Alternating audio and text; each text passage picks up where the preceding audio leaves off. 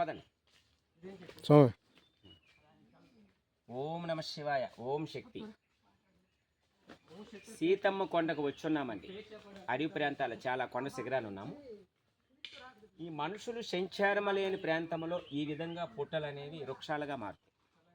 ఈ పుట్టమట్టిని అమావాస్య రోజు కానీ పౌర్ణమి రోజు కానీ తీసుకొచ్చి మన పూజా రూములో పుట్టకి దీపదూప నైవేద్యాలు పెట్టి ఆ పుట్టమట్టిని కాస్త తీసుకొని డబ్బాలో భద్రపరిచి దేవుడు మందిరంలో పెట్టుకొని శనివారం నాడు కాస్తంత పుట్టమట్టి గురిగింజంత ఆవు పంచకము 2 పుష్పాలు నీళ్ళల్లో వేసి స్థలస్థానము చేసి అలా ఒక 5 వారాలు చేస్తే ఎలాంటి దోషాలున్నాయి ఆ మనిషి విముక్తి చెంది తాను అనుకునే పనులు ఆగిపోయిన పనులు కూడా శుభము జరగడానికి అవకాశాలు ఉన్నాయి.